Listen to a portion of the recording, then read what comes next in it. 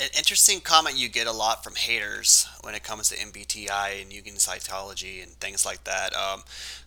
Is people are like, oh, it's so discriminatory or like totally like doesn't do justice to put people into 16 types. Yeah, in our day-to-day lives, they put us all into two types on a regular basis, men and women. And as a teacher, as my profession, YouTube doesn't pay the bills, and I've learned a lot, from watching children that I teach. And now that I have a lot more knowledge about typology and things like that, I can kind of piece things together, and you come to also more conclusions and more from your observations as a teacher, being the fact that you're around so many different people and so many different kids and their personalities. Now, the most difficult temperament to teach by far, hands down, is the SPs. It's not even a question. They're easily the hardest people to teach because they get bored with school pretty easily. School is very restrictive. School doesn't really seem like a lot in their interests at a young age. They have a hard time seeing the future, and so the interest base's not there. They're pragmatic, so they kind of want to do what they want to do. And listening to their mom force them to take an English lesson with me isn't exactly the funnest thing in the world. And I totally get that. I get a lot of SPs in mine because the parents choose me. I work online. And a lot of the time, I get a lot of disenfranchised ESFP seems to be my bread and butter. And the funny thing about, well, we're going to talk about SPs here. And typically speaking, when you're stereotyping SPs, these are what you call your men's men. These are your stereotype men.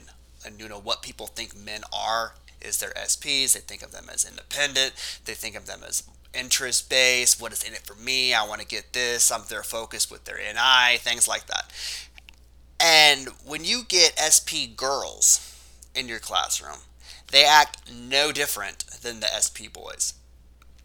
I get tons of ESFP girls. I get tons of ISFP girls. Every once in a while, the STP females, they do exist, and I do see them, but it's definitely not on the regular basis. ESFP females are pretty plentiful and very common, as with ESFP men, or boys, I should say, in this context. And so you see different people saying, "Well, girls like this or boys like this," and they're literally lumping in everybody into two different types, and then thinking everyone's acting like that because of just their sex and their genitalia, which is totally not fair. And coming from a teacher that wants the best for his students and wants people to learn in a special way, I'm so thankful that I know what I know, from books I've read and different YouTubers that have really explained this to me. And so when you get an ESFP female girl, she's going to be talking about playing soccer. She's going to talk about playing basketball, just like an ESFP boy would. Okay, they're going to try to be like entertaining. They're going to walk around in movement like I do, and they're going to get it from their seat and just do what they want. That's something that's a clear sign of a pragmatic when you're teaching them because it's one-on-one tutoring online. And so if the student or the child just gets up without asking, they're a pragmatic because pragmatics don't ask for permission, they ask for forgiveness. Affiliative types, SJs are the best to teach. They're the easiest to teach. They sit in their seat, they do what they're told, and they literally pay attention to the whole class, but they just need constant praise all the time. Oh, you're such a good boy, you're such a good girl, and they're like, ah, thank you. And it makes their whole day. Um, and so that's what I don't like about different. I'm not gonna bash feminists or people who actually want to push masculinity as well. That's also, the both are important. I think it's important to understand the sexes and because they have their place. But the problem is a lot of these feminists are SP women who want to insist upon their way onto the SJ women, and SJ women have different needs than SP women. And just the same thing, the SP women are more of a minority, but the SJ women kind of henpeck them to act like a woman, and that's not fair. Coming from a person, I have an ENTJ sister, who always was treated badly by women and by men because she's a very masculine quality according to the stereotype, because ENTJs are the chiefs, they're the bosses, they're the, the honchos, and a lot of people, especially she grew up in a Jehovah's Witness just like me. um, she always got treated like garbage in the Kingdom Hall. Now, granted, she's still a witness, and so she's still suffering and being abused on a regular basis because she's trapped in a cult. Uh, but it's interesting to me because people want to lump everybody into two different spots of men and women, but then they don't think about the other 16.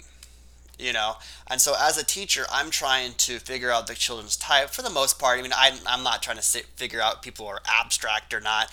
I have gotten some students that I definitely think were ENPs, for instance, because you can just tell because we never do our hair, for instance, and that's kind of weird in China because usually the students are always well kept and presentable before they show up before me. uh, and so it's kind of a clear sign, but for the most part, that was also something fascinating, is the fact that an ESFP girl acts not much different than an ESFP boy. And so when people understand typology, they can treat each other more fairly. And you really wouldn't have feminist movements. You really wouldn't have these patriarchal movements. You would have just let's present people, understand how they are, their psychology of their type, and then treat them that way. And so you can judge them accordingly, according to their type. You can judge them accordingly, according to their temperament, at least, and their interaction style. And this is something as a teacher I strive to do. So that's just my thoughts about that. And the naysayers or the haters like to lump everybody into men and women, which is totally unfair because, like I mentioned, my ENTJ sister, she's pragmatic, triple pragmatic, you know, uh, and she's definitely not going to act like a housewife. She never has, and she never will.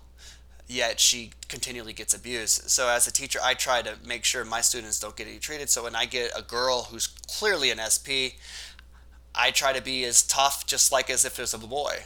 And definitely when I get little boys that are definitely SJs, I treat them in a different way too.